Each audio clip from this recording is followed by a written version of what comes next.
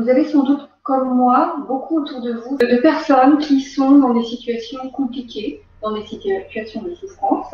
Ça peut être des personnes en burn-out, ça peut être des personnes prises dans des situations de harcèlement, de relations toxiques.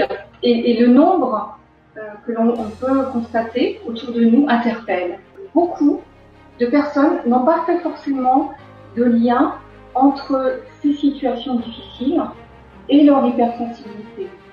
Pour approfondir ce thème, retrouvez le lien des ateliers en description de cette vidéo. Alors bienvenue pour cette belle soirée sur le thème de l'hypersensibilité avec Valérie Mazet qui va venir nous expliquer tout un tas de choses sur ce sujet sensible justement de l'hypersensibilité. Alors bonjour à tous, bonjour Valérie. Bonjour Muriel, bonjour à tous, merci d'être là ce soir avec nous. Voilà. Écoutez, avant de commencer Valérie, est-ce que tu peux te présenter s'il te plaît à nos gentils téléspectateurs? Oui, alors ça fait à peu près une quinzaine d'années que j'accompagne notamment des enfants, mais aussi des adolescents, des adultes, sur le thème de l'hypersensibilité. Je suis moi-même hypersensible. Pour dire deux mots sur mon parcours, donc il y a une quinzaine d'années, j'ai fait un burn-out. À l'époque, j'étais directrice de communication dans le domaine de la vulgarisation scientifique. Donc je faisais partie des ultra-sceptiques et j'ai constaté que il n'y a pas cette situation, la médecine ne m'apportait pas de réponse précise ou en tout cas adéquate. Et j'ai commencé à m'intéresser aux médecines alternatives. Ça a commencé comme ça.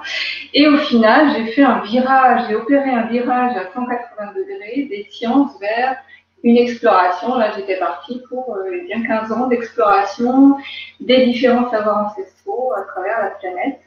Exploration non exhaustive, évidemment. Au bout d'un moment, je pense que comme beaucoup de gens qui explorent comme ça, eh bien, on s'aperçoit que les savoirs ancestraux, à un certain point, rejoignent les dernières connaissances scientifiques. Voilà, et donc pendant ce parcours, eh bien forcément, je me suis formée de différentes manières. On verra lesquelles un peu plus tard, plus précisément, au fur et à mesure des outils dont nous pouvons avoir besoin. Et puis, je me suis vraiment spécialisée dans les interactions énergétiques entre les personnes et entre eux, que je suis contente d'aborder ce soir. Parce que ça n'aura échappé à personne, nous sommes dans une période un peu particulière de la planète où toutes les énergies et toutes les situations sont de plus en plus contrastées.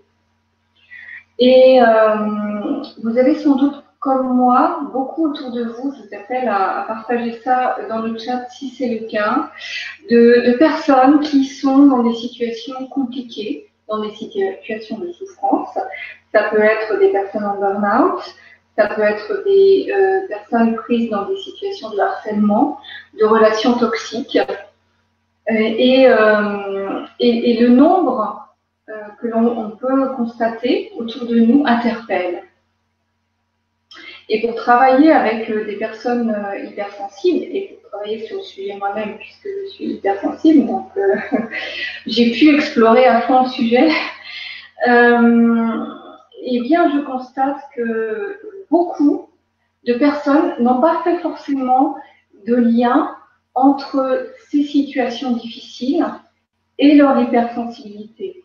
Donc, l'objectif de la conférence de ce soir, c'est vraiment de donner la première clé pour gérer cette hypersensibilité et gérer ces situations compliquées, ou si vous êtes thérapeute ou si vous êtes vous-même hypersensible et qui avez déjà avancé dans cette gestion de l'hypersensibilité, eh bien, donner quelques clés, formaliser quelques étapes pour aider ceux qui sont dans cette situation à avancer. Voilà, et d'ailleurs, si vous voulez partager, ça m'intéresserait de savoir, ça nous intéresserait de savoir si vous êtes hypersensible vous-même, si vous accompagnez ou si vous avez des proches hypersensibles, et où vous en êtes dans cette hypersensibilité, dans votre manière de l'intégrer. N'hésitez pas à partager. Également, quand je Je vais lister pas mal de spécificités des hypersensibles. Évidemment, la liste ne va pas être exhaustive, donc n'hésitez pas à partager si vous voulez compléter ce que je vais dire, donc ce qui va suivre. Ok. Ben, Voilà. écoute, on est déjà tous prêts à t'écouter. Et déjà, il y a une première question. J'imagine que tu vas y répondre, mais il y a des gens qui demandent effectivement comment est-ce qu'on fait pour savoir si on est hypersensible? Comment est-ce qu'on peut reconnaître ça? Alors, eh bien, c'est tout le sujet que nous allons délier maintenant, tout de suite. Et donc, vous allez eh bien, valider à chaque étape dans les minutes qui viennent. J'aimerais déjà commencer par une notion d'étiquette sur le mot hypersensible. Déjà, la première caractéristique d'un hypersensible, c'est qu'il ne se sent pas comme les autres. Et s'il ne se sent pas comme les autres, c'est parce qu'il n'est pas comme les autres. Alors, qui sont les autres? Eh bien, ce sont les personnes, on va dire, d'une sensibilité classique. L'hypersensible, il a un rapport au monde qui est différent dans la mesure où chaque stimuli de l'extérieur va être perçu puissance 10 par rapport à ce qui sera perçu par une personne de sensibilité classique. Alors, puissance 10, c'est un peu au jugé. Mais s'il y a une chose à retenir sur l'hypersensibilité, c'est ça. Et vraiment s'en souvenir, parce que souvent, les hypersensibles qui n'ont pas identifié qu'ils étaient hypersensibles pensent que tout le monde est comme eux. Ils se sentent différents, mais ils n'identifient pas que c'est cette hypersensibilité qui les différencie des autres. Et cette différence, elle est perceptible, évidemment. On verra ce qui sous-tend énergétiquement cette différence tout à l'heure. Et donc, la société, c'est-à-dire l'entourage des gens qui ne sont pas eux-mêmes forcément hypersensibles, va avoir tendance à rejeter ces personnes-là parce qu'elles sont différentes. Donc, on va se sentir différent. Ça, c'est vraiment la première caractéristique. Cette différence-là, elle va être étiquetée par la société. Alors, elle va être étiquetée de manière scientifique, et puis elle va être étiquetée par le monde des savoirs alternatifs. On va dire ça comme ça. C'est-à-dire qu'un enfant, par exemple, hypersensible, va être classé comme au potentiel, un adulte aussi d'ailleurs, ou alors comme enfant précoce. Ou alors, on parle d'enfants indigo, d'enfants cristal, d'enfants arc-en-ciel. Alors, toutes ces étiquettes sont justes. Si elles vous intéressent, je vous invite, c'est la magie d'Internet quand même aujourd'hui, tous les savoirs sont disponibles, donc allez explorer ce que moi j'appelle ces étiquettes. Elles sont très justes. Simplement, nous n'allons pas y entrer ce soir. Nous allons vraiment nous focaliser sur l'hypersensibilité. Je les cite parce que c'est beaucoup de clés d'entrée sur l'hypersensibilité, donc ça peut être intéressant d'aller voir si ça vous interpelle. Et nous avons donc vu là que nous n'allons pas retenir ces étiquettes, mais nous allons retenir par contre les spécificités. J'en ai déjà cité une, qui est cette hypersensibilité aux stimuli extérieurs. Nous allons approfondir cette notion. Et il y a une deuxième qui est l'hyper-empathie. Alors, l'empathie, tout le monde connaît. Je reprécise quand même que c'est une faculté qu'a l'être humain de se mettre à la place de l'autre et donc de ressentir ce qu'il peut ressentir. Sauf que l'hyper-empathie, enfin l'hypersensible va être en hyper-empathie. C'est-à-dire que, par exemple, ça va je vais vous donner un exemple. Quelqu'un qui a une douleur, il y a des hypersensibles qui vont ressentir la douleur de l'autre, mais vraiment la ressentir physiquement. Donc ça, c'est vraiment une empathie hyper développée, où ils vont ressentir la souffrance, mais comme ils sont hypersensibles, ils vont souffrir encore plus que la personne qui a cette souffrance. Donc, là, on voit déjà qu'une des premières actions qu'on va devoir faire quand on apprend à gérer son hypersensibilité, ça va être d'essayer de mettre à distance les émotions par rapport aux faits. Mais là, j'anticipe un peu. Donc, voilà déjà deux premiers deux premières manières de repérer qu'on est hypersensible. On va en voir d'autres un peu plus tard. Mais il faut vraiment retenir l'idée qu'un hypersensible, une parole prononcée devant deux enfants, par exemple, un enfant hypersensible et un enfant de sensibilité classique, eh bien, l'enfant de sensibilité classique va intégrer cette parole. Elle peut susciter une émotion, suivant la parole prononcée, évidemment, mais il va l'intégrer comme une donnée. Son cerveau va l'intégrer comme une donnée. Et la même parole prononcée vis-à-vis d'un enfant hypersensible va pouvoir être perçue par cet enfant comme un véritable tsunami émotionnel. Pourquoi? Parce que son hypersensibilité va percevoir énormément de choses qui auront été filtrées par l'enfant. Alors, je parle des enfants, mais pour les adultes, c'est exactement la même chose. Qui auraient été filtrées par la personne de sensibilité classique. Vous remarquerez que je n'utilise pas le terme de normal, j'utilise bien le terme de sensibilité classique par rapport à hypersensibilité. Voilà. Donc ça, c'est pour les premiers points que je voulais souligner, des particularités très fortes des hypersensibles. Est-ce que, par exemple, il y a Carole qui demande, être hypersensible, c'est absorber donc les émotions? Absolument. Ça, c'est une autre caractéristique, c'est-à-dire que les hypersensibles, et merci de souligner ça parce que ça me permet de faire le lien avec la suite, qui est les degrés, les types d'hypersensibilité. Je vais vous lister d'autres types d'éléments qui vont caractériser l'hypersensible.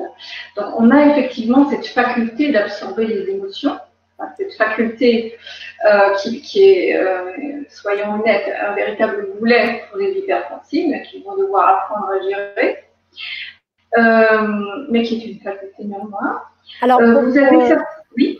Juste pour rebondir pour que après tu puisses dérouler ton sujet correctement, mais oui. Voilà, il y a Soledad qui disait que cette empathie que les hypersensibles ressentent en permanence, c'était quelque chose qui la fatiguait énormément et que cette fatigue-là était compliquée à gérer. Absolument. Merci parce que je n'avais pas pensé à souligner effectivement la fatigue.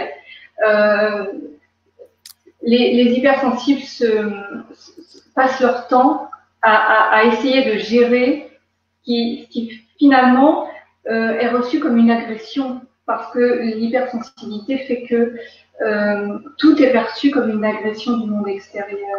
Et donc c'est extrêmement fatigant. La fatigue est un des symptômes, nous allons voir d'autres symptômes tout à l'heure. Effectivement, ça, on apprend à gérer par l'énergétique, c'est pour ça que nous allons prendre l'angle de l'énergétique ce soir. Je vais avant ça dérouler d'autres types d'éléments qui peuvent caractériser les hypersensibles. Alors, les deux premiers éléments, le fait de percevoir les choses puissance 10 et l'hyperempathie, caractérisent tout hypersensible. Les éléments qui suivent, vous pourrez, certains hypersensibles répondront à certains éléments, enfin, auront certaines caractéristiques et d'autres non. Alors, accrochons-nous, on est parti. On a d'abord les hypersensibles qui perçoivent les pensées des autres. Là, c'est un gros tabou que je soulève là, mais soyons clairs, c'est vraiment un élément fort, notamment avec les enfants des nouvelles générations. Si vous vous intéressez à la science, allez explorer du côté des neurones miroirs. Et vous allez voir que par là, vous allez dérouler le fil qui va vous conduire à tout ce qui est télépathie. Alors la télépathie est démontrée scientifiquement, c'est clair. Tout le reste que je vais vous dérouler là n'est pas forcément démontré scientifiquement. Et je dirais que ce n'est pas un problème puisque là, on va vraiment être sur du concret pour arriver à gérer cette hypersensibilité. Maintenant, on n'a plus le temps d'essayer de voir ce qui est prouvé ou non. Je sais que c'est un grand débat dans la société éducative et autres, mais là, on va rester sur du concret. Néanmoins, l'histoire des neurones miroirs, c'est intéressant. Donc, percevoir les... Oui. Du coup, donc c'est de la télépathie. Ça peut même, après, quand c'est pas perçu, enfin, quand c'est pas expliqué comme de l'hypersensibilité, ça peut mettre vraiment l'enfant en... Ça peut être dangereux parce que on peut penser qu'il... Absolument. Et oui, qu'il entend des... Oui, c'est pour ça que, en fait, on a plusieurs cas de figure. On a les hypersensibles qui ont identifié leur hypersensibilité et ceux qui n'ont pas identifié leur hypersensibilité. Et en fait, le premier écueil, surtout pour les enfants, c'est de croire que tout le monde est comme lui et de ne pas associer sa différence à l'hypersensibilité. Ouais. C'est très facile à voir. Deux enfants, vous en aurez un qui va écraser des fourmis et l'autre à côté qui va être mais littéralement malade de voir une fourmi écrasée. Donc, ça fait partie des éléments très difficiles à gérer pour l'hypersensible.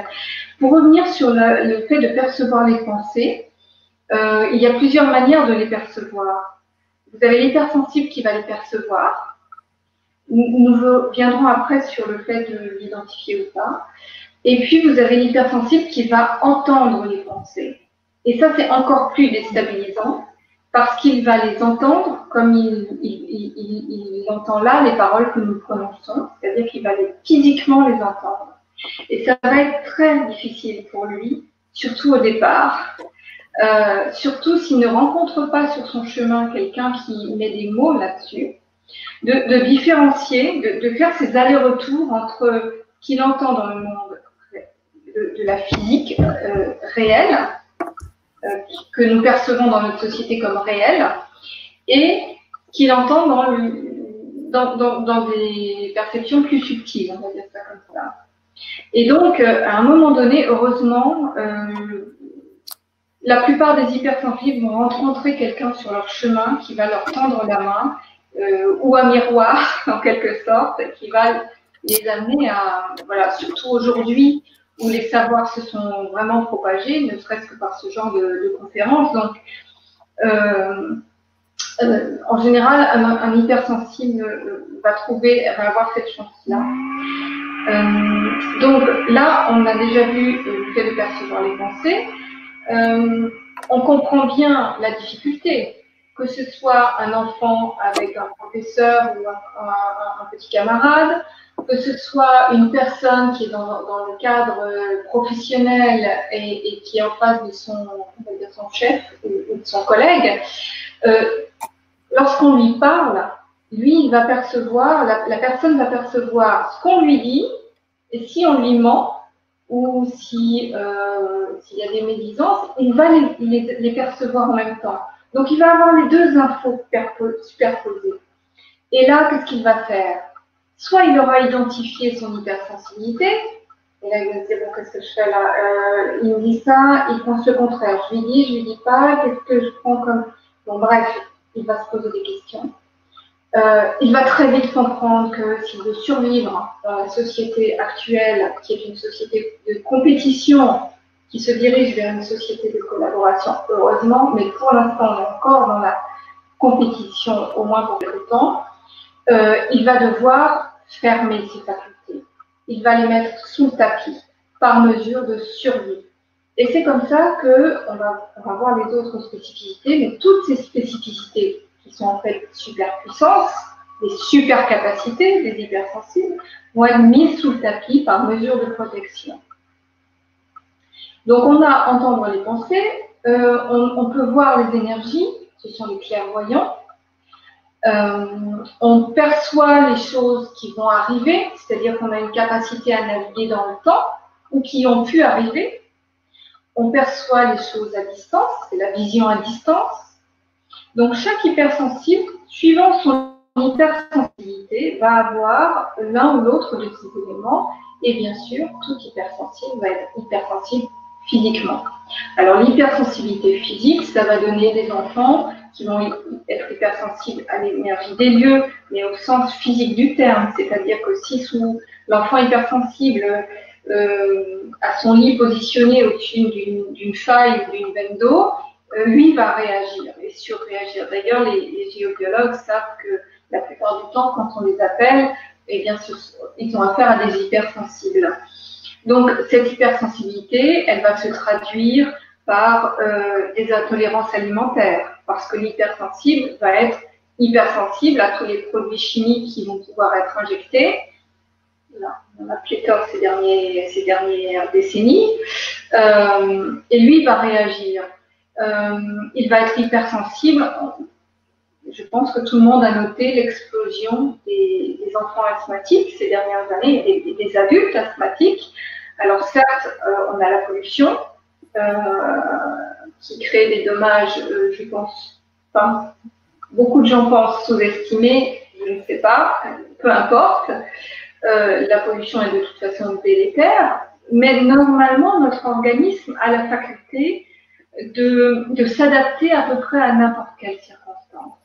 Et ces gens hypersensibles, enfin de l'asthme, et vous savez, l'asthme, c'est-à-dire cette incapacité à respirer, ça peut être aussi créé par les pensées. Moi, je connais un enfant qui a la faculté, par la simple pensée, d'activer une crise d'asthme et d'arrêter maintenant sa crise d'asthme.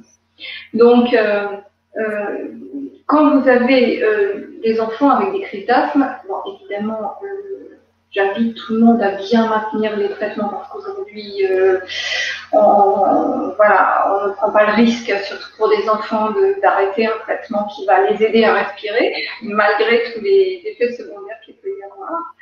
Donc, je n'invite absolument pas à arrêter les traitements. Par contre, en revanche, j'invite à vraiment explorer à côté, voir ce qui déclenche les crises d'asthme.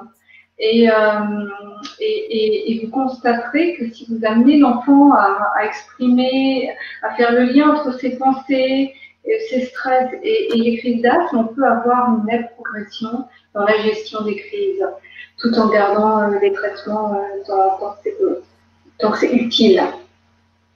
Voilà, donc là, on a dérivé lentement sur les symptômes qui s'expriment. Parce que en fait, on ne fait pas forcément le lien, mais on a une hypersensibilité. Est-ce que j'oublie d'autres symptômes? Oui, les symptômes, ça va être... imaginons que vous êtes un adulte et vous n'avez pas identifié votre hypersensibilité. Vous avez suivi le cursus scolaire, vous avez fait un métier qui vous a sans doute été fortement suggéré par la société. Vous avez peut-être mis de côté vos passions pour ça. Et puis vous faites ce métier et puis vous êtes mal, vous êtes au bord du burn-out parce que un manque de chance ou coup de chance, on va voir plus loin. Vous avez un patron toxique et puis là vous avez une réunion à laquelle vous participez. Vous n'avez pas identifié que cette réunion vous rend malade.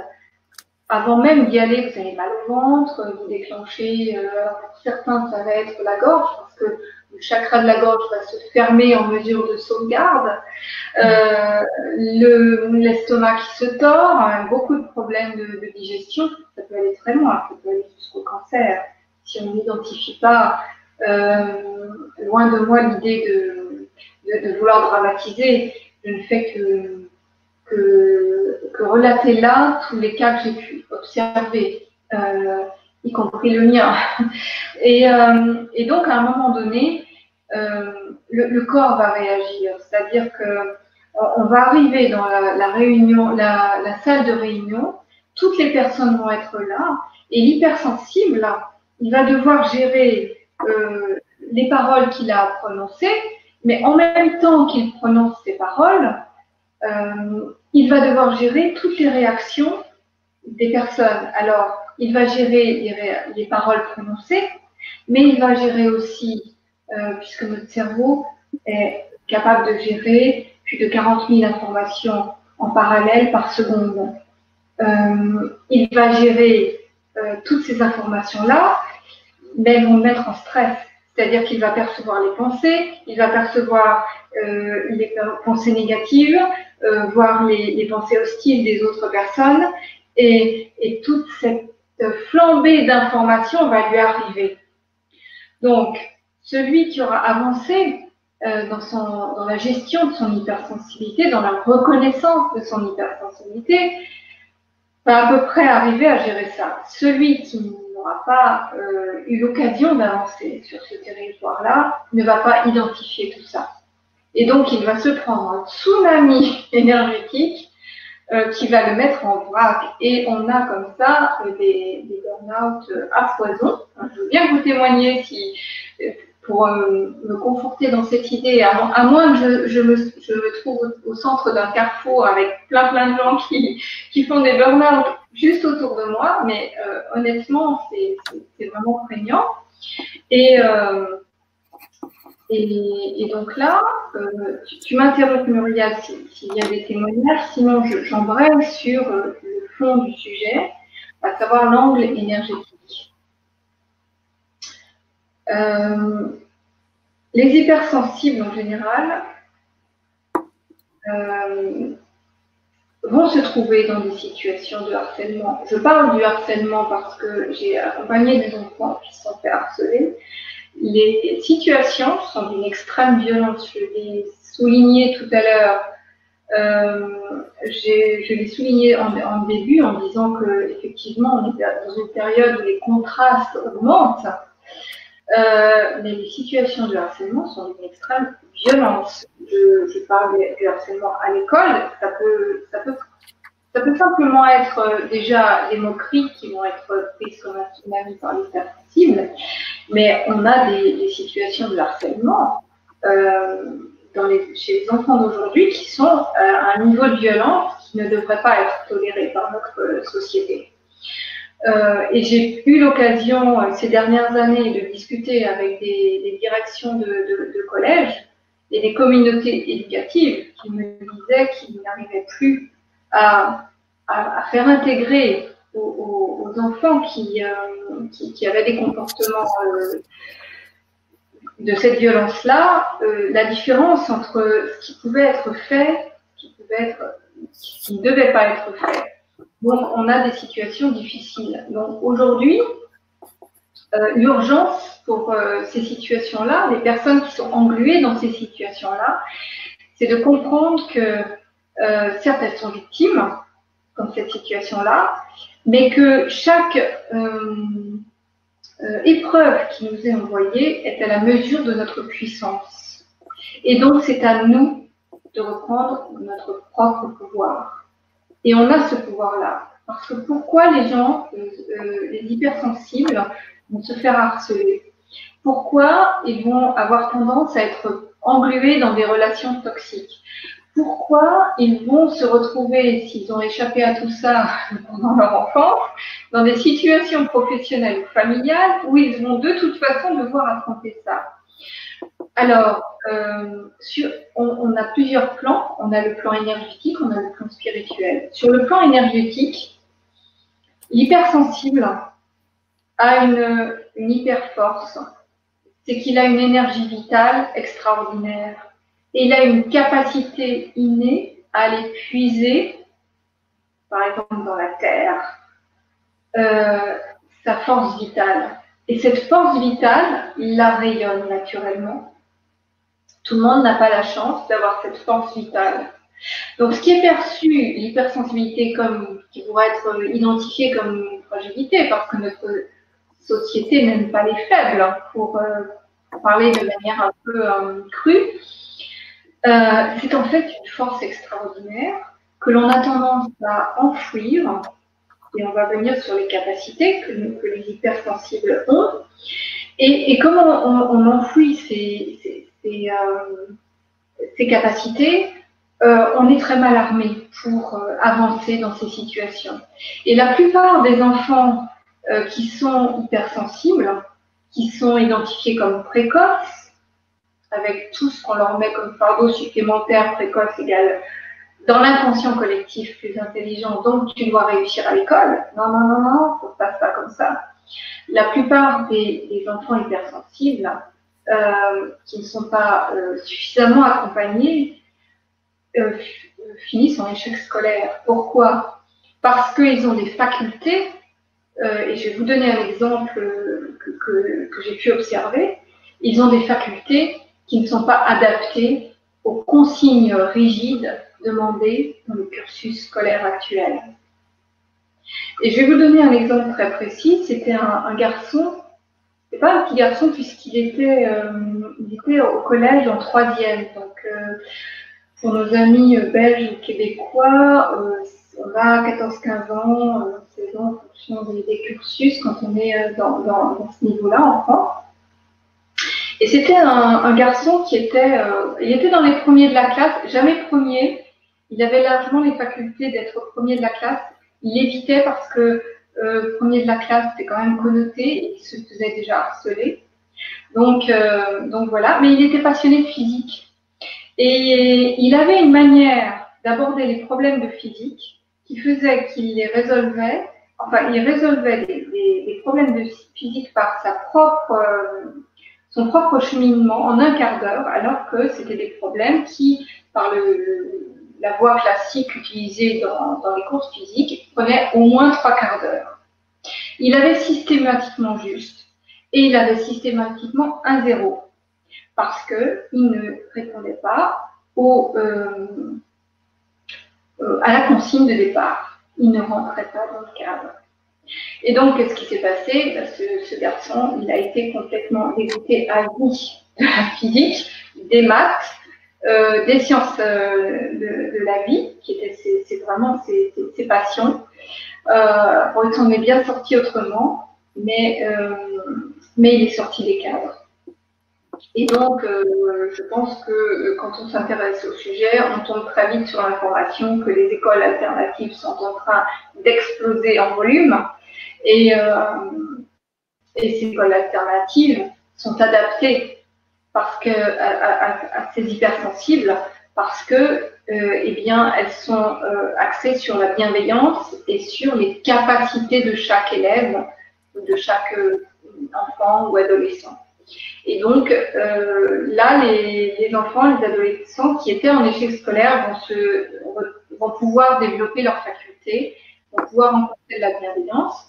Évidemment qu'il existe dans les cursus classiques des professeurs bienveillants, et heureusement, mais l'approche globale n'est tout simplement, de mon sens, et de ce que j'ai pu observer, plus adaptée aux enfants d'aujourd'hui et à leurs capacités. Voilà, donc je vais faire un focus sur cette espèce de paradoxe qui fait que les hypersensibles ont des super capacités qui devraient être valorisées dans notre société, qui pour l'instant ne le sont pas. Je n'ai aucun doute sur le fait que dans les temps à venir, ils vont l'être. Et ces enfants-là, ces adultes-là, ce sont tous des résilients qui vont, à un moment donné, avoir une capacité d'adaptation phénoménale et qui vont pouvoir prendre le relais et construire la nouvelle société. On voit très bien que la société va se diriger vers plus de collaboration et vers un environnement global plus bienveillant. Maintenant, il faut passer les étapes pour y arriver. Et donc, eh bien, c'est l'objet de ce genre d'ateliers, de conférences, etc., d'arriver à faire prendre conscience de tout ça, à le mettre en lumière un peu. Valérie, une question, je te coupe, qui revient souvent. Est-ce qu'un enfant hyper émotif est forcément un enfant hypersensible? À votre avis, comment percevez-vous ça? Je me pose la question. Je dirais que selon mon expérience, je dirais oui. L'émotivité, c'est une hypersensibilité aux émotions. Et comme on le disait tout à l'heure, de toute façon, l'enfant émotif va forcément. Selon mon expérience, l'enfant émotif va somatiser d'une manière ou d'une autre. Alors, il y a d'autres manières de somatiser que les mots du corps, qui sont toujours des appels, des moyens de survie. Il y a le fait, par exemple, de se renfermer, ça c'est un des signaux, que l'on soit adulte ou enfant d'ailleurs. Hein. Il y a aussi accumuler accumuler pour se protéger. Vous avez des enfants qui vont faire des collections. Ça peut être tout. Ça peut être des rouleaux de papier toilette, ça peut être des bonbons. Voilà, accumuler pour se protéger. Accumuler des kilos. Accumuler les écrans. Se réfugier dans les écrans. Le problème, c'est qu'énergétiquement, toutes ces accumulations, je dirais que les accumulations d'objets, c'est parfait. Les autres accumulations, ça ne va pas contribuer au bien-être de la personne. Donc tous ces petits symptômes-là doivent alerter sur le fait que ces enfants sont hypersensibles. Alors, selon mon expérience, si votre enfant est hyper émotif, il est hypersensible. Le problème, c'est qu'il ne peut pas l'exprimer. Il n'a pas le droit de l'exprimer. Pourquoi? Parce qu'une personne qui est hypersensible et qui va percevoir les pensées, voir les auras des gens, voir des énergies que les autres ne voient pas, va très vite être catalogué, posons les mots, comme fou. Donc, la mesure de protection, c'est surtout je ne dis rien. Et je me souviens d'un petit garçon qui m'avait beaucoup touchée. J'étais dans le bus, simple témoin, et une classe rentre. C'était des tout petits, 5-6 ans. Et il y avait ça devait être la directrice, j'imagine, très caricature, très revêche. Alors je sais qu'il y a des directrices très bienveillantes, évidemment, mais là, très revêche, très fermée, le visage fermé, etc. Et le petit garçon s'exclame en plein milieu du bus, il s'exclame « Madame, je vois des fantômes !» Et il interprétait ça comme des fantômes. Il voyait des énergies, très clairement. Et évidemment, la directrice lui est tombée dessus en lui disant, mais violemment, et l'enfant était clairement hypersensible, il a dû prendre ça comme... Donc, en sous-entendant qu'il était fou. Ça n'a pas été prononcé, mais c'est ce qui est induit. Donc, ça ne peut que renforcer la détresse qui va s'exprimer par des angoisses, par une hyperactivité, enfin de plein de manières possibles. Voilà. Et les enfants TDAH, pareil. On peut toujours, à un moment donné, on s'aperçoit qu'on peut toujours relier à l'hypersensibilité. Donc, je ne veux pas non plus avoir une approche figée. Je ne sais pas si tous les enfants TDAH sont hypersensibles. Je prends le postulat que oui. En tout cas, c'est une piste qui est intéressante à explorer. Et est-ce qu'il y a un test qu'on peut faire à ces enfants pour savoir s'ils le sont? J'ai envie de dire non. Voilà. Pourquoi? Parce que tout ce que je vous dis là n'est pas reconnu par la science actuelle. Okay. Et vous savez qu'en France, la science actuelle est très précise, avec des postulats précis, que ce soit la science fondamentale comme les sciences molles.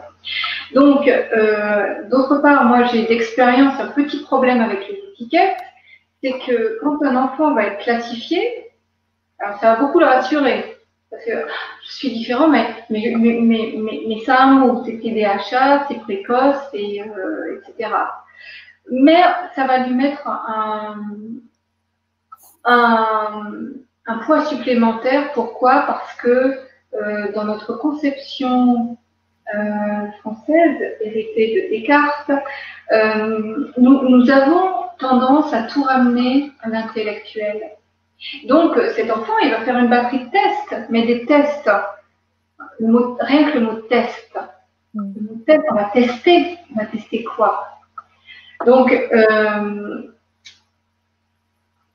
voilà, moi, comme vous l'avez compris, mon approche, c'est une approche qui a été expérimentale, qui a été basée sur l'observation de ce que je connais moi-même. Et j'ai bien vu ces dernières décennies que l'hypersensibilité a été en augmentant. Les enfants qui naissent aujourd'hui ont une sensibilité, waouh! C'est-à-dire que même nous, hypersensibles adultes, qui avons géré, etc., ils naissent dans un autre monde. Donc je crois qu'aujourd'hui, c'est très bien si vous avez envie. Faites selon votre ressenti. Si vous sentez qu'il faut faire des tests parce que ça va rassurer votre enfant, parce que voilà, et même les adultes, il y a beaucoup de témoignages sur des adultes hypersensibles qui font des tests, qui disent je viens de mettre un mot sur mon mal-être, je suis syndrome d'Asperger par exemple. Donc ça peut être très positif. Donc chaque cas est tellement différent.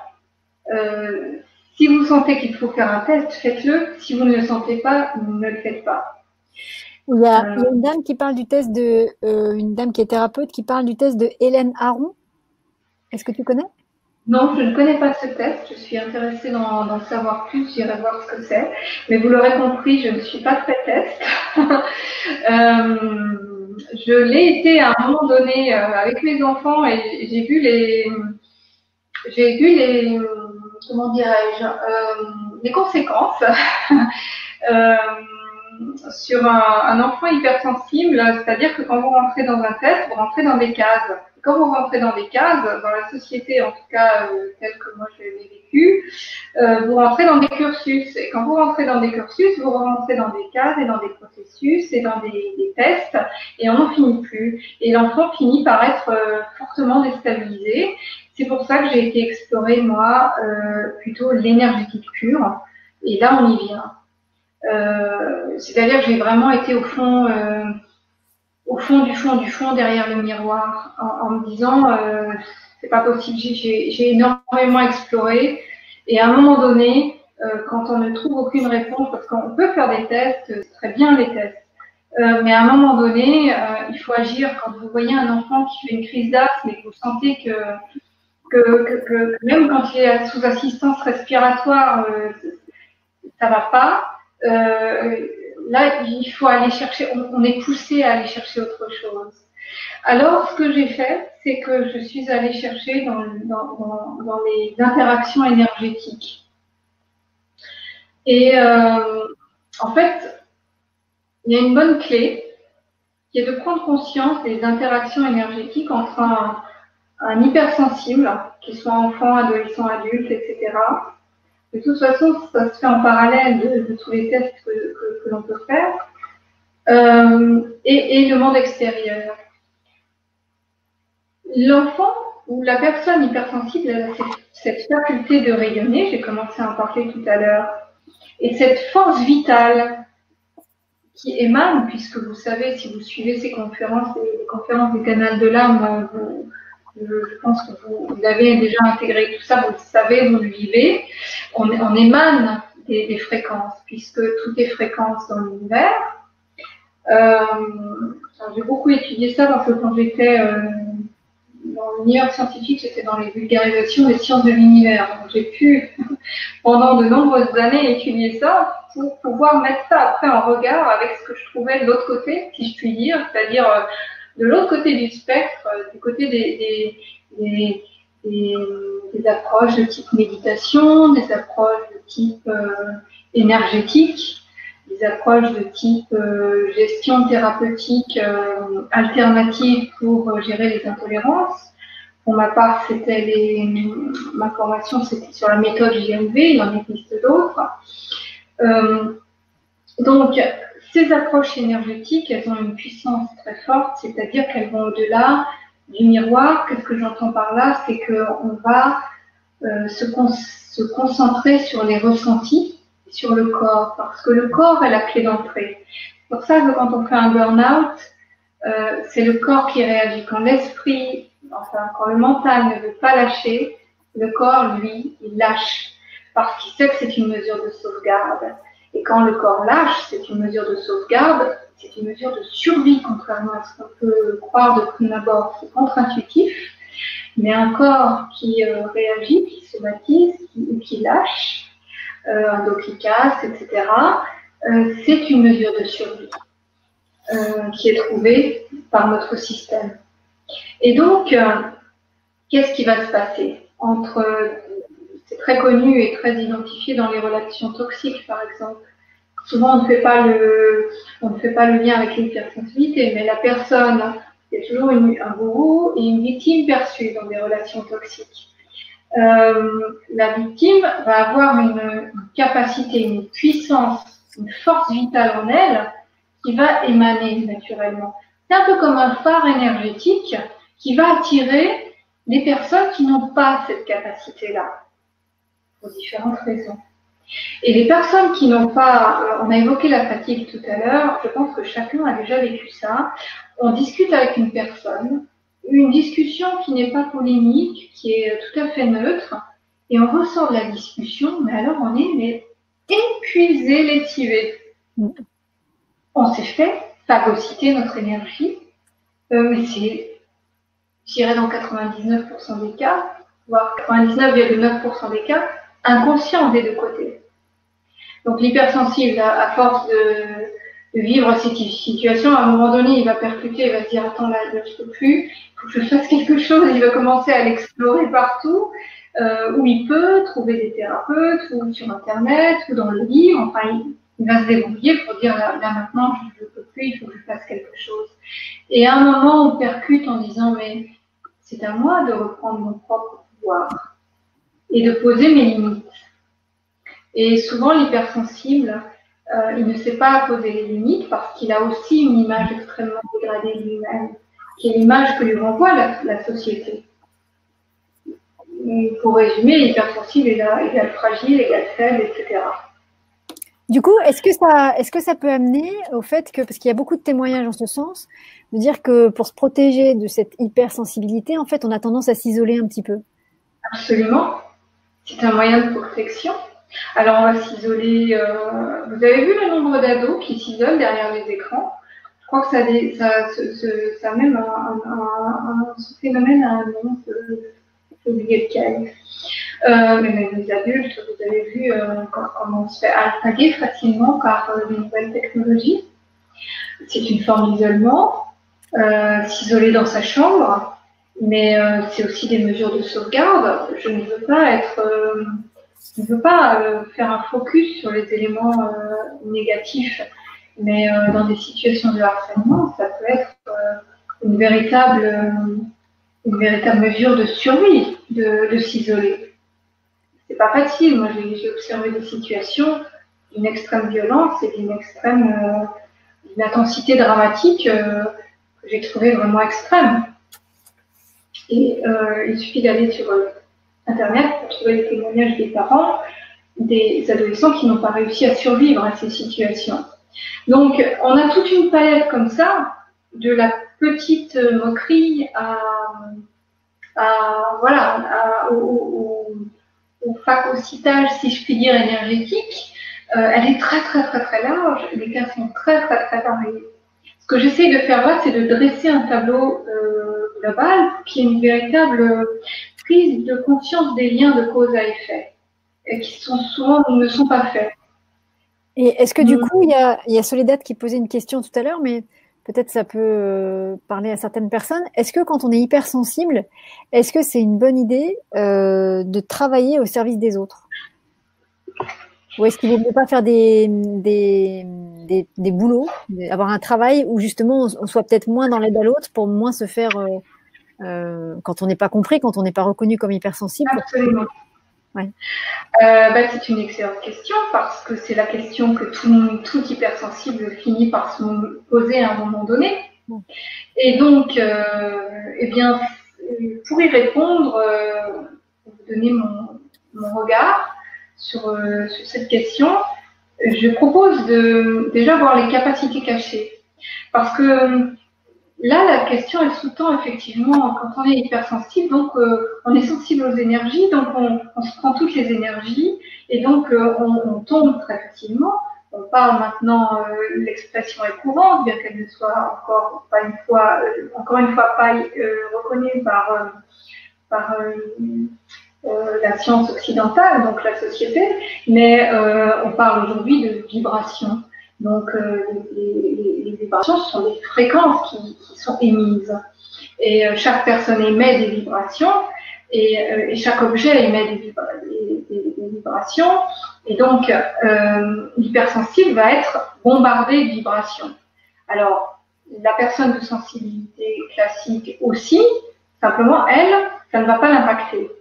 Donc, la première urgence, et on va venir aux étapes pour gérer cette hypersensibilité, évidemment que je dirais que la réponse est contenue dans la question, c'est-à-dire que l'hypersensible, lui, il va vouloir aider, il va vouloir contribuer au monde, et c'est parce que, par essence, c'est ce qu'il est venu faire sur cette planète. Et il va avoir ce problème, ce que tout humain est venu faire sur cette planète. Mais l'hypersensible, il a une hypersensibilité à ça, c'est-à-dire une espèce d'urgence de l'âme, on va dire, à arriver à faire ça, à exprimer sa créativité, ses capacités. Et il en est empêché. Donc, ce qu'on va voir maintenant, c'est comment se sortir de cette situation. Comment accéder à ces capacités? Alors d'abord, je propose de lister les capacités, parce qu'on a beaucoup insisté là sur les problèmes que rencontre l'hypersensible, et c'est essentiel parce que c'est ce qui se traduit dans notre vie actuelle par des situations de souffrance. Voyons maintenant les capacités cachées, c'est-à-dire enfouies, que l'hypersensible va avoir enfouies, mis de côté, mis sous le tapis, appelez ça comme vous voulez, qu'il soit enfant, adolescent ou adulte. Évidemment, plus tôt on s'en rend compte, plus c'est facile, puisque l'adulte, lui, il a beaucoup accumulé de carapace, et c'est normal parce que notre cerveau, eh bien, lui, sa fonction, c'est notre survie. Donc, s'il identifie une situation de souffrance, je parle souvent des cours de maths parce que je sais que beaucoup d'enfants ont été traumatisés par l'enseignement des mathématiques. Bon, si un enfant de 8 ans, hypersensible en plus, qui a des fortes capacités mais qui ne résout pas le problème parce que il est terrorisé de parler devant ses camarades, par exemple, et que le professeur fait une petite remarque anodine qui fait rire ses camarades, lui, il prend ça comme un tsunami. Que fait le cerveau? Le cerveau, il en dit, oh là là, maths, souffrance. Là, c'est terminé. C'est-à-dire que le cerveau, sa fonction, c'est la survie. Donc, il va bloquer toute situation.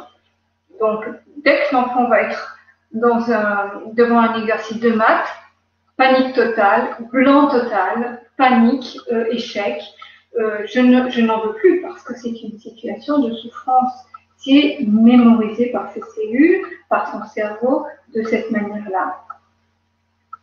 Donc, la première étape, on va venir sur les étapes pour gérer ça. Et avant, je vais quand même lister et faire un gros focus, une grosse mise en lumière sur les capacités qu'ont tous les hypersensibles, hyperémotifs, TDAH, ce que vous voulez. Toutes les étiquettes qu'on a pu citer. D'abord, on a toujours, et tout être humain d'ailleurs, a des capacités artistiques, sportives, intellectuelles, relationnelles ou de guérison. Simplement, l'hypersensible, eh bien, ses capacités sont hyper développées, ou en tout cas, elles peuvent être hyper développées. Pourquoi? Parce que par sa sensibilité naturelle, il a un accès plus facile à ces capacités-là. Donc, à partir du moment où il va arriver à déverrouiller tout ça, on va avoir soit des capacités artistiques fortes, soit des capacités, quand je dis sportives, c'est dans le mouvement. Ça peut être intellectuel, ça peut être relationnel et ça peut être des capacités de guérison. Là, j'ai dressé le spectre. Souvent, les hypersensibles sont aussi des, comment on appelle ça, des multidimensions. Alors, pas multidimension, oui aussi, ça c'est clair, mais c'est pas le mot que je cherchais. C'est un mot plus classique, mais c'est pas grave, ça me reviendra.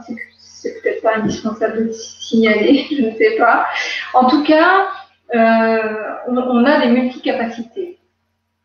Voilà, et ces multicapacités, certains vont l'exprimer plus dans des domaines artistiques, artistique, et les 5 domaines que j'ai cités là. Si j'en oublie, n'hésitez pas à témoigner dans le chat. Donc ces capacités, on a vu que pour l'instant, elles sont mises sous le tapis. Multipotentiel. Merci. Voilà. Merci, Marie. Merci, c'est ça. Multipotentiel. À côté de ces capacités-là, qui vont pouvoir être activées et qui, une fois activées, vont permettre à ces personnes de rayonner, mais de rayonner de manière juste dans la société et d'apporter une contribution sous forme d'aide. Moi, j'aime bien le mot collaboration parce que c'est vraiment le mot de l'avenir, c'est-à-dire qu'on va collaborer, tout le monde va collaborer, et être en réseau, et les hypersensibles vont à un moment donné se regrouper pour construire quelque chose de neuf. Et on le sent déjà, parce que ça, c'est en train de se produire là maintenant. Donc, tous ceux qui n'ont pas encore fait cette démarche vont la faire maintenant. J'espère que cette session ce soir va modestement y contribuer. En tout cas, c'est son objectif. Donc, ces capacités-là vont être à un moment donné. Alors, parfois, on peut parler dans la communauté un peu alternative, mais je garde volontairement des mots un peu classiques. Pour avoir une approche la plus ouverte possible. En tant qu'ex-sceptique, je sais que certaines personnes peuvent être assez facilement braquées comme des mots par des expressions comme famille d'âme, mais c'est ça que ça veut dire, c'est-à-dire qu'on va parler de famille d'âme artistique, de guérison, etc. Donc ces capacités-là cachées, elles sont toutes innées chez les hypersensibles, chez tous humains, mais en particulier disons, elles sont là en hypercapacité dès lors qu'elles sont activées. Les autres formes de capacités, on en a déjà un peu parlé. Je vais les lister là. On a la clairvoyance, on a la clairaudience, on a la télépathie. Vous n'imaginez pas le nombre d'enfants capables de communiquer avec les animaux aujourd'hui. Les adultes aussi, mais les enfants, c'est très prégnant. La clairsentience, c'est le clair savoir, c'est-à-dire on ne sait pas pourquoi, on a une info qui nous tombe dessus. Mais on sait, on a une réponse. Certains utilisent ça très bien lorsqu'on leur pose des questions. Souvent, c'est plus ça nous tombe dessus, donc voilà, ça s'appelle le clair savoir. Le clair ressenti, souvent ça se travaille, c'est la capacité de se sentir avec les mains. Et ça, pour les hypersensibles, c'est très précieux parce que, par exemple, un enfant, on peut lui apprendre à ressentir les énergies sur son corps et lui apprendre à repérer par le biais du corps quel aliment va être bon pour lui ou néfaste pour lui avant qu'il l'ingère et fasse une intolérance, par exemple. On a la claire perception. La claire perception, c'est assez peu connu, mais moi je peux témoigner de ça, c'est-à-dire que c'est une faculté. On ne connaît pas une langue étrangère. Imaginez, vous rencontrez, vous êtes dans un bus, dans un moyen de transport quelconque, et vous entendez parler une langue inconnue à côté de vous, par exemple des Russes, le russe ou n'importe quelle langue, que vous ne maîtrisez, mais alors pas du tout. Vous ne comprenez rien à ce qui est dit. Mais vous savez ce qui est dit, c'est-à-dire vous percevez le sens de ce qui est dit. Il y a certaines personnes qui sont capables naturellement, qui ont cette faculté. Également, sur la lecture, elles vont lire des textes de langue étrangère et saisir le sens sans connaître la langue. Ça reste un peu plus rare que tout ce que je viens de vous citer là. Et puis, vous avez la capacité de vision à distance. Alors, toutes ces capacités-là, il faut savoir que tout humain les a. Elles sont endormies, elles peuvent être réveillées. Simplement, les hypersensibles ont un accès beaucoup plus rapide et beaucoup plus naturel à ces facultés-là. C'est-à-dire en clair qu'ils auront beaucoup moins s'entraîner pour y accéder. Et l'intuition, ça en fait partie ou pas? Ou c'est encore autre chose? Absolument. Alors l'intuition, pour moi, c'est la connexion à une dimension subtile qui porte beaucoup de noms. L'intuition, c'est le nom qu'on va donner, qui est acceptable dans notre société scientifique, rationnelle. Mais on va parler aussi de connexion à l'âme, de connexion au soi supérieur, de connexion à ses aspirations profondes, etc. Tout ça est accessible par l'intuition.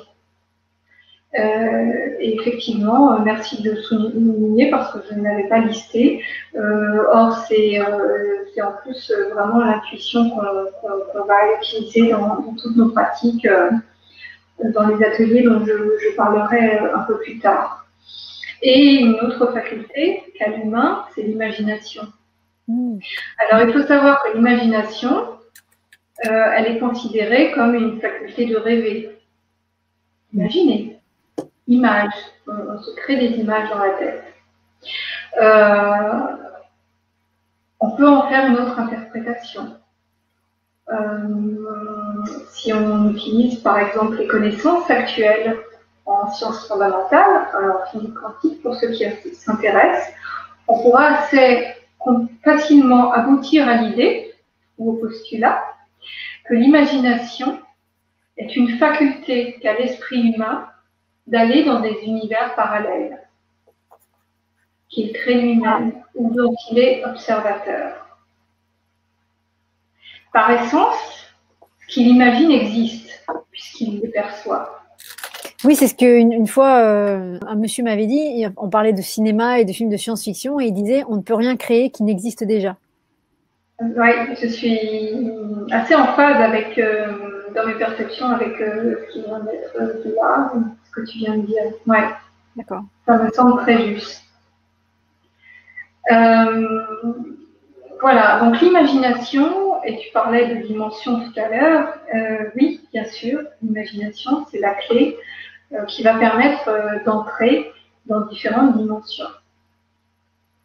Alors maintenant que nous avons passé en revue tous ces éléments-là, n'hésitez pas à partager pour me dire si j'en oublie, si vous avez d'autres expériences.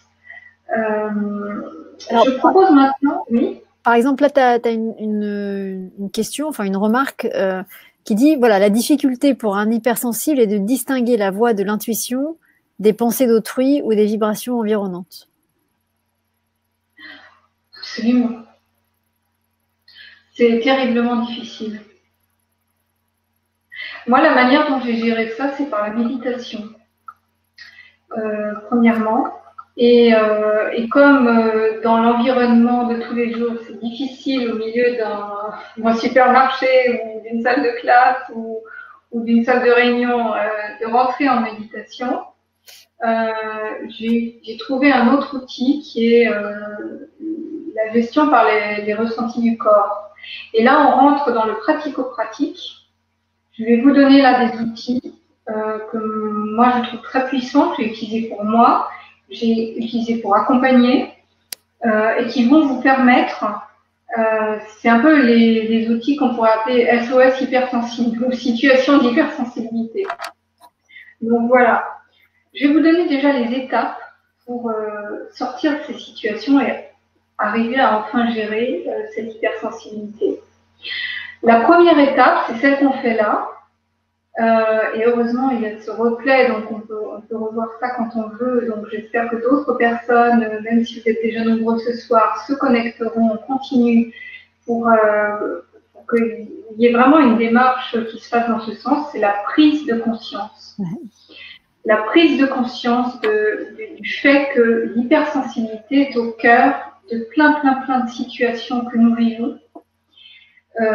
Et que c'est aussi notre essence même, c'est-à-dire ce qui va nous permettre d'aller au cœur de nos facultés.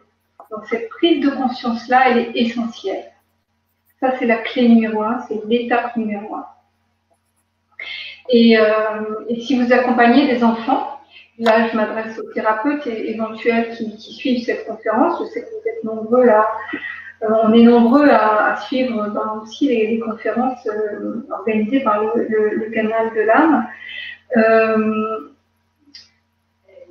Cette hypersensibilité, elle peut être prise, c'est un angle d'entrée quelles que soient les approches que vous utilisez dans votre accompagnement, c'est un angle d'entrée qui est intéressant à prendre parce qu'il a de multiples portes.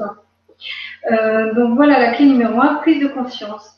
La clé numéro 2, ça va être là, c'est le SOS catastrophe, c'est gérer l'hypersensibilité.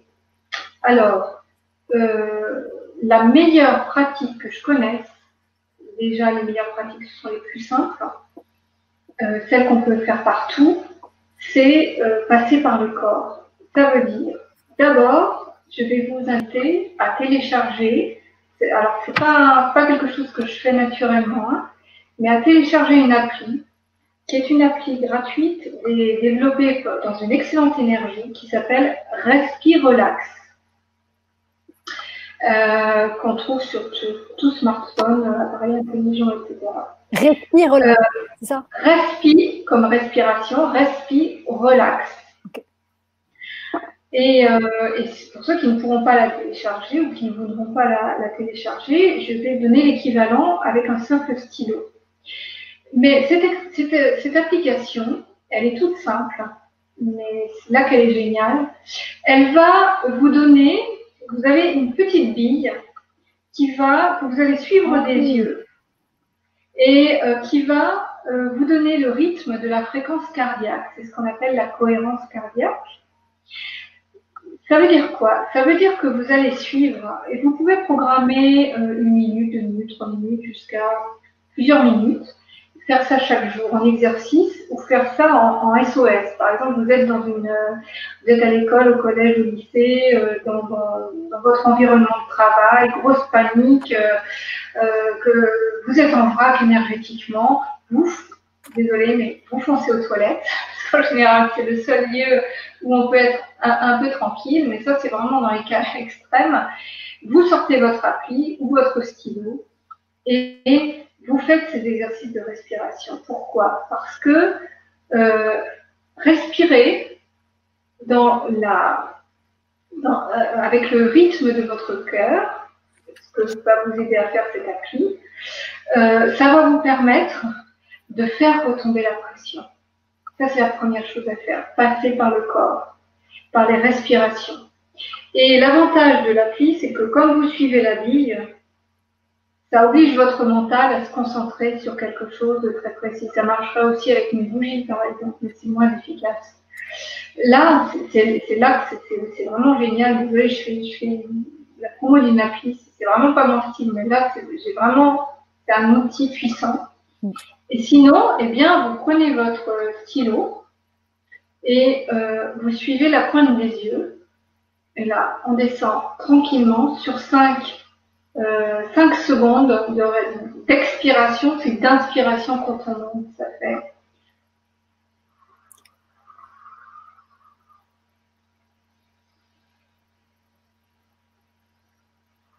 Etc. Je vous ferai faire. Vraiment, ça c'est mon petit outil SOS situation catastrophique. Et tout l'accompagnement, les ateliers que je vais proposer, ça vise vraiment à l'autonomie. C'est-à-dire que, on va en parler, l'idée c'est que vraiment chacun reconnecte avec sa puissance intérieure, soit capable de décider, et le corps, c'est l'outil qu'on va utiliser, soit capable de décider, mais pour toute... on parlait de l'influence de l'intuition et du mental. Comment reconnaître cette différence? C'est simple. Prenez l'outil du corps. Et là, on va voir ça de manière un peu plus en profondeur. Notre corps réagit. On l'a vu. Il réagit de manière consciente ou inconsciente. La plupart du temps, inconsciente. Quand vous êtes en stress, la respiration va s'accélérer, vous allez avoir une boule dans la gorge, ça c'est le chakra qui se ferme pour se protéger énergétiquement. Vous allez, on en a déjà parlé, vous avez tout un tas de symptômes. Alors, l'idée, c'est de trouver comment votre corps réagit en situation de stress et comment votre corps réagit en situation de détente totale. C'est plus simple qu'on ne pourrait le croire. c'est la raison pour laquelle dans la dernière conférence qu'on avait faite en avril, c'était sur les lieux, j'avais donné une méditation en fin de conférence, une méditation pour arriver à ça. Et en fait, je me suis aperçue qu'on n'a même pas besoin d'entrer en méditation. Il suffit d'être à l'écoute de son corps. Parce que la méditation, ça ne parle pas forcément à tout le monde. On se détend, on se relaxe, c'est-à-dire on fait ça quand on n'est pas en situation de stress. On fait ça dans un moment de calme. Et on va penser, la puissance de la pensée, on va penser à un aliment ou à une boisson, pas un événement, à quelque chose de tangible physiquement. Donc un aliment, une boisson, que vraiment nous détestons. Alors, on déteste rien que de penser à cet aliment. Hein. On se focalise, on imagine cet aliment devant nous, ferme les yeux, et on voit comment notre corps réagit. Alors, suivant les personnes, ça va être très différent. Soit les battements du corps vont s'accélérer, soit, bref, vous avez compris le principe. On va mettre notre corps en situation de stress par la pensée. Ça suffit. Notre corps réagit à la pensée, évidemment. Et là, on note ce qui se passe. On le fait plusieurs fois. On le fait une fois, on le refait le lendemain. On voit comment notre corps réagit. Ça va être notre balise de stress. Et puis après, un moment après, on va se focaliser sur quelque chose qu'on adore. Alors là, ça peut être une situation, ça peut être visualisé qu'on est allongé dans un super environnement, ça peut être une matière douce de plumes, ça peut être un aliment qu'on adore, etc. Et là, on voit comment notre corps réagit. Très souvent, on va avoir des petites fourmis dans les mains, on va avoir des frissons, ce genre de réaction. Mais elles peuvent être très variées. Et on note. Et à partir de maintenant, on utilise ces deux balises comme des indicateurs. C'est une sorte de GPS interne qu'on active par le corps. Et le GPS interne, il est puissant. Il y a deux autres GPS internes qui sont des sentiments, des perceptions. On a le GPS de la peur, on a le GPS de la joie. En gros, dans toute situation, dans toute question que vous avez soit le chemin de la peur, soit le chemin de la joie. Vous hésitez dans un choix à faire.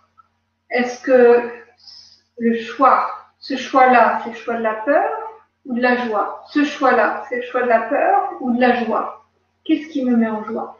Ce sont des balises toutes simples. Ce sont les balises essentielles. Et l'accès à ces balises est plus simple pour les hypersensibles parce qu'ils sont plus réactifs. Donc ça, c'est deux clés très puissantes hein, que je vous donne là, mais qui sont tellement simples, tellement puissantes. Une fois qu'on a compris ça, ça peut être pour une personne hypersensible, il va dans les 2 secondes, quand vous croisez une personne, énergétiquement, vous connectez avec elle, même pas 2 secondes, vous savez, votre corps sait. Comment réagit-il? Et c'est curieux, cette personne, elle est souriante, elle est avenante, elle me dit des choses agréables. Je ne sens pas, mon corps ne le sent pas. Mon corps a raison, mon corps ne ment jamais. Donc ça, c'est vraiment des processus tout simples que je vous invite à faire en continu. Et travailler vraiment une fois que vous avez calibré un peu la manière dont réagit votre corps, et c'est très simple à enseigner aux enfants, hein, tout ce que je vous donne là. Vous allez pouvoir vous focaliser sur des choses un peu plus... eh bien, aujourd'hui, il fait beau. Vous prononcez ces paroles alors qu'il fait beau. Et vous voyez comment votre corps réagit. Et puis, vous dites, aujourd'hui, il pleut alors qu'il y a un grand soleil. Et vous voyez comment votre corps réagit. Voilà. Et là, petit à petit, et très rapidement, vous avez activé votre GPS interne. Et ce GPS interne, utilisez-le en continu. Il va vous aider vraiment à naviguer dans ces énergies. Alors, on peut après se passer à l'étape suivante. L'étape suivante, c'est gérer justement se protéger, qui est le grand défi des hypersensibles, comment se protéger énergétiquement.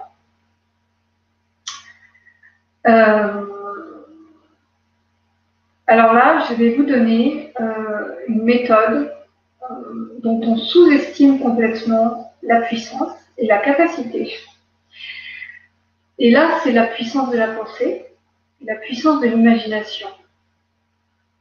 Aujourd'hui, lui, surtout avec les énergies actuelles, et c'est quelque chose que les enfants font très facilement, déjà se protéger, c'est visualiser, alors comme vous voulez, ça peut être une bulle, ça peut être un bouclier, ça peut être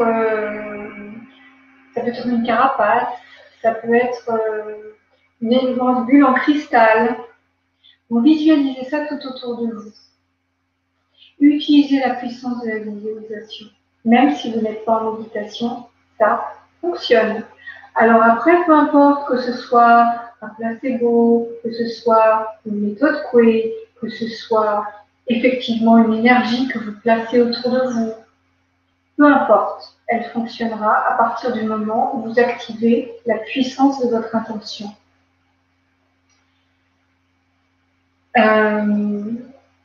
Et après, vous avez tout un tas de processus, et ça, c'est un peu plus long, donc on ne va pas l'aborder ce soir. Je vais vous parler des ateliers dans lesquels je vais proposer ces processus de gestion de l'énergie. Imaginez que l'énergie soit une boule à pâte à modeler, de pâte à modeler imaginaire. Vous voyez, on peut la modeler. L'énergie se modèle avec les mains. Là, je la ressens. Je suis entraînée. Je suis sûre que beaucoup d'entre vous font exactement la même chose parce que vous avez avancé dans l'hypersensibilité, vous êtes arrivé dans des méthodes énergétiques et que voilà. Donc, ce qu'on va voir dans les ateliers, c'est comment gérer ces énergies pour éviter de se faire littéralement aspirer énergétiquement. Et nous allons utiliser des processus ultra simples. Nous n'allons pas faire de la magie, nous allons utiliser des processus ultra simples pour rester dans une approche éthique, simple, et qui ne va pas avoir d'influence non mesurable sur l'extérieur. Une fois qu'on a appris, qu'on a passé ces étapes-là, l'étape suivante d'expérience, c'est qu'on va pouvoir reconnecter avec ses capacités. Voilà, c'est un peu facile à dire. Je vous donne les éléments, vous les prenez à la fois énergétiquement et intellectuellement. Après, c'est plus difficile à mettre en place. Donc, ce qu'on peut déjà faire, une fois que vous suivez ce processus, c'est tout simple, c'est déjà, ça c'est une autre clé, se placer en observateur, observatrice. Ça c'est la clé de la méditation, c'est la clé de la guérison, c'est la clé pour se sortir de toute situation. Se placer en observateur et se distancier des émotions. Donc, c'est facile à dire. Je suis harcelée, je suis submergée d'énergie, difficile à contrôler, se placer en observateur, facile à dire. C'est un travail de pratique. Donc, ce que je vous invite à faire déjà, c'est d'avoir un petit carnet et de vous mettre en veille de tout ce qui se passe. Vous interagissez avec quelqu'un, vous êtes fatigué, pourquoi? Vous notez. Vous sortez de table, vous êtes crevé, excusez-moi l'expression, mais qu'est-ce que vous avez mangé? Quel aliment vous avez mis dans cet état? Tout ce que nous ingérons, et au plan physique et au plan énergétique, influence sur ce qu'on appelle maintenant notre fréquence vibratoire. Et donc, élever ses fréquences vibratoires, c'est élever sa capacité à gérer aussi toutes ces émotions-là.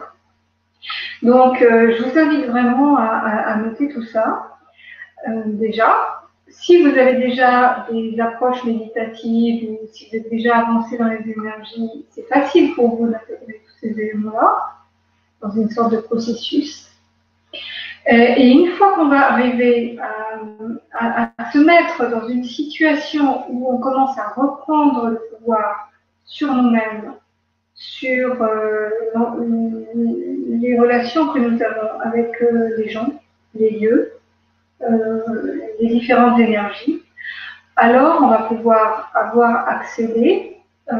arriver à accéder à nos capacités, à nos pleines capacités et arriver à les exprimer.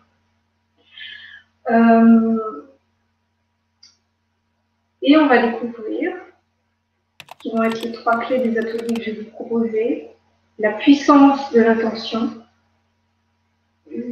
dont j'ai la sensation qu'on la sous-estime totalement, la puissance de l'imagination, et puis on va utiliser autre chose dans les ateliers, c'est l'auto-hypnose. Alors voilà, je vous ai donné là, j'ai vraiment voulu faire un... C'est comme si j'essayais de mettre en lumière toutes ces interactions. J'ai essayé de vous donner vraiment des éléments essentiels en n'étant pas trop longue. Dans les ateliers, nous allons... là déjà, vous avez de quoi travailler. Vous avez beaucoup de clés. Les ateliers, ils sont faits pour ceux qui veulent être accompagnés, mais être accompagnés sur 2 ateliers et récupérer toutes les clés pour utiliser. Donc, ce que je vais vous transmettre, c'est via l'auto-hypnose, essentiellement, et puis via les approches énergétiques, évidemment. Dans le premier atelier, on va voir comment gérer l'hypersensibilité, c'est-à-dire que le processus que je vous ai décrit là, on va le repasser en accéléré mais avec des outils énergétiques. Et dans le second atelier, on va reconnecter avec nos capacités. Donc c'est très intense, mais nous sommes à l'ère des sauts quantiques, je sais qu'on peut le faire. Et comme je vous donnerai à la fois le processus et les clés, vous aurez tout le loisir de le faire avec les replays. Ces ateliers sont vraiment faits pour ceux, soit qui sont hypersensibles, qui ont déjà avancé, mais qui il manque les éléments. Souvent, l'élément sur lequel on bloque, c'est justement ce qui était souligné, comment gérer le mental et l'intuition. La notion de protection, qui est quand même une notion très très délicate, parce qu'on touche aux énergies. Et puis à un moment donné, même si on arrive à reconnecter avec tout ça, il va falloir qu'on franchisse la barrière qui va faire qu'on ne va pas vouloir, parce qu'on a toutes ces mémoires de souffrance, on ne va pas vouloir, on ne va pas oser exprimer notre authenticité, parce que c'est de ça dont il s'agit. L'hypersensible, et c'est le fond du problème, l'hypersensible ne peut pas exprimer son authenticité parce que la société ne lui permet pas actuellement. Je pense, je sens que bientôt elle va le lui permettre. Pour l'instant, c'est difficile dans nos sociétés occidentales. Donc c'est ça qu'on va essayer de dépasser dans ces ateliers, donc, qui sont donc destinés à vous. Si vous avez déjà découvert votre sensibilité, mais que vous sentez que vous n'êtes pas allé au bout du processus pour vraiment l'intégrer pleinement, c'est-à-dire déployer vos pleins pouvoirs, parce que c'est de ça dont il s'agit. Là, je pense que quand même, j'ai vraiment fait passer la nécessité de conscientiser ça, que vous disposez d'hyper pouvoir. Et le mot hyper pouvoir n'est pas un mot trop fort, n'est pas un mot survendu. Une fois que vous disposez de ces hyper pouvoirs, alors là vous allez pouvoir vous déployer et faire ce que vous avez envie de faire au fond de vous, c'est-à-dire contribuer, collaborer pour une société plus juste. Vous me dites si je me trompe. Est-ce que j'ai dit à peu près tout ce que je voulais dire? Je pense que j'ai fait à peu près le tour. Muriel, je ne sais pas s'il y a des questions ou des résonances par rapport à ce que j'ai pu dire. Alors, il y a toujours des questions, il y a toujours plein de... Évidemment, tout ça parle beaucoup à beaucoup de gens. Et il y a beaucoup de gens qui te remercient d'avoir expliqué tout ça parce que justement, ça vient leur expliquer tu vois, leur histoire de vie, tout simplement. Et ça vient les rassurer aussi sur ce qu'ils vivent au quotidien. Donc ça, c'est vraiment bien. Alors, juste pour les ateliers, en fait, ce sera le 1er et le 8 septembre. Donc, ce seront les mardis 1er et 8 septembre à 20h. Je précise un petit peu les dates. Et juste, il y a Didier qui demande, il ne sait pas si c'est pour lui ou non les ateliers. Qu'est-ce que tu peux dire aux gens peut-être qui hésitent? Ah, peut-être. Alors, je vais proposer à Didier de faire le petit ressenti du corps. Ouais, que voilà. dit le corps? Est-ce que c'est de la joie ou est-ce que on s'inscrit dans l'atelier, par exemple, par peur de rater quelque chose? Il a la réponse lui-même. C'est ce qu'on va activer dans ces ateliers. Et si c'est pas facile pour toi, Didier, on se tutoie, c'est plus simple. Alors ces ateliers te seront utiles. Donc, ces ateliers sont faits pour ceux qui ont déjà pris conscience de leur hypersensibilité, qui veulent vraiment arriver jusqu'au bout de ce que j'ai décrit et à dépasser les problématiques spécifiques liées à l'hypersensibilité et donc les situations de vie qui en découlent. Ils sont faits pour les personnes qui sont en train de se rendre compte ou qui, lors du replay, se rendront compte qu'effectivement, ils n'avaient pas fait certains liens et que peut-être que s'ils prennent le fil de l'hypersensibilité, ils vont faire un bond en avant dans leur vie. Et puis, il est aussi destiné à tous les accompagnants, c'est-à-dire les professeurs. Je sais que la communauté éducative s'interroge beaucoup sur ce qui se passe en ce moment dans les écoles, les animateurs.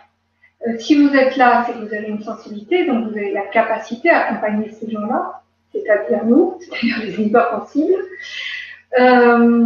Les thérapeutes qui ont déjà des pratiques énergétiques, mais qui seraient intéressés par le fait d'intégrer ça. Je vais peut-être en dire un peu plus sur la manière dont nous allons procéder, ce que je vais transmettre. Et alors, juste pour préciser, c'est deux ateliers, on n'en fait pas qu'un ou deux, on fait les deux. On s'inscrit pour les deux. Oui, c'est un ensemble de 2 ateliers. Pourquoi? Parce qu'on a c'est un processus. Donc déjà, il y a une semaine entre les deux, 7 jours entre les 2 ateliers. Et les 7 jours vont permettre une intégration de ce qu'on aura vu dans le premier atelier. Le premier atelier, c'est vraiment, alors là, c'est vraiment, maintenant ça suffit, on reprend notre pouvoir, c'est-à-dire qu'on identifie tous les schémas de notre propre vie en lien avec cette hypersensibilité. On apprend à se protéger et à gérer cette hypersensibilité. Alors déjà, les petits outils que je vous ai donnés, c'est très bien. Là, on va aller beaucoup plus loin. On va utiliser l'auto-hypnose. Donc, on va gagner du temps. C'est pour ça que je parlais du saut quantique. Qu'est-ce que c'est? On va... Est-ce que je le dis ou pas? Oui, je le dis. On va par la conscience apprendre à ajuster son regard pour que la réalité s'ajuste à ce qui est bon pour nous. Alors, je ne sais pas si c'est clair, je vais le dire autrement. Nous allons par ce que nous permet l'auto-hypnose, et le mot auto-hypnose est très précis, c'est-à-dire que vous allez vous-même maîtriser le processus pour ne pas dépendre de quiconque, en fait. C'est ça qui est que j'appelle reprendre son propre pouvoir. Vous le faites déjà si vous utilisez la voix du corps, comme j'ai proposé avec le petit exercice. On va utiliser la puissance de l'imagination et la puissance de l'intention. Et quand je parlais tout à l'heure de la puissance de l'imagination, qu'est-ce qu'on fait? Quand on active l'imagination, on se propulse dans un univers parallèle. Est-ce que c'est le bon mot, univers parallèle? Dans une dimension, appelez ça comme vous voulez. En tout cas, on a la capacité de se projeter. Je pense que plein d'entre vous le font déjà, donc je ne vais pas m'étendre là-dessus. Donc on va aller vraiment sur ce territoire-là pour aller voir ce qu'on peut activer pour changer la situation, c'est-à-dire gérer notre hypersensibilité, gérer les situations qui en découlent et apprendre aussi à se protéger. Mais vous verrez que se protéger, au final, ça ne va plus être très nécessaire. Je vous apprendrai. Je crois que j'avais mis dans le petit texte que j'utilisais l'approche du jiu-jitsu social. Parce qu'en fait, les arts martiaux, ici, on les pratique comme des sports. En Orient, on les pratique comme des arts énergétiques. Et le jiu-jitsu, c'est prendre la force de l'autre dans les arts martiaux pour se défendre sans jamais attaquer. Et bien là, on va utiliser ces processus énergétiques, c'est-à-dire on ne va plus être dans la comment se protéger. On va être dans je ne suis plus touché par ces éléments-là. C'est ce qu'on perçoit comme des agressions énergétiques.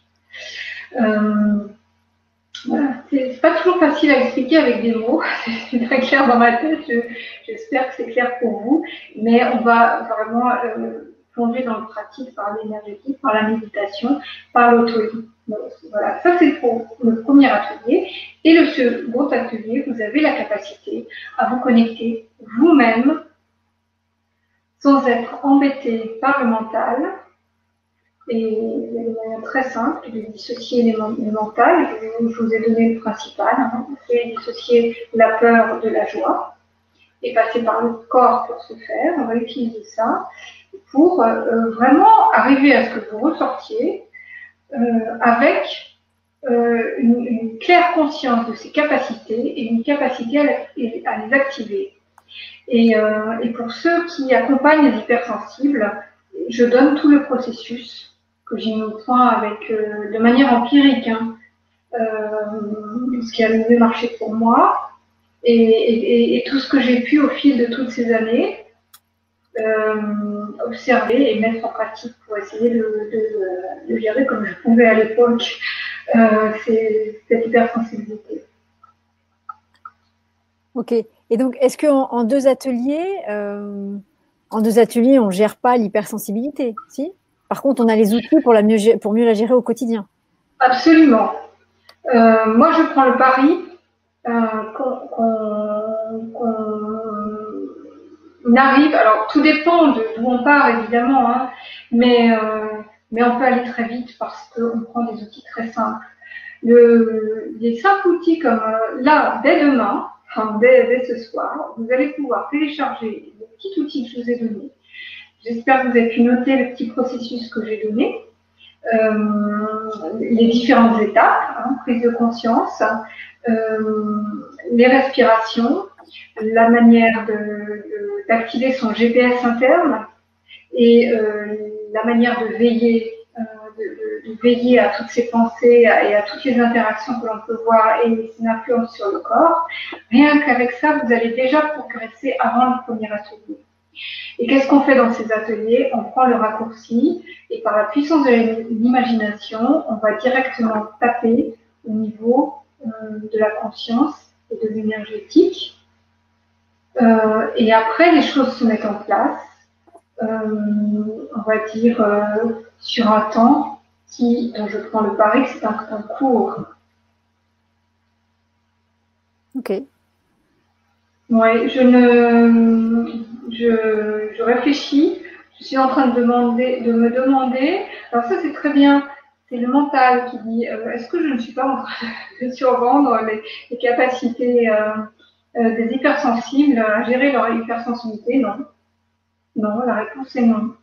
Parce qu'une fois qu'on a ces outils-là, et qu'on les intègre à sa pratique, honnêtement, on gère son hypersensibilité. D'accord, ok. C'est mon pari. Très bien. Eh ben voilà, c'est noté, hein, c'est noté, super. Alors écoutez, il y a juste eu un petit souci technique sur le lien vers l'offre qui n'est pas le bon lien. Donc je vous ai un peu dit tout ça dans le chat. Et demain, quand vous aurez le lien pour le replay, là vous aurez le bon lien pour effectivement pouvoir vous inscrire aux ateliers qui, je le redis, seront mardi prochain, le 1er septembre et le 8 septembre à 20h. Donc vous aurez toutes les infos, le bon lien pour cliquer dessus et vous inscrire dès demain.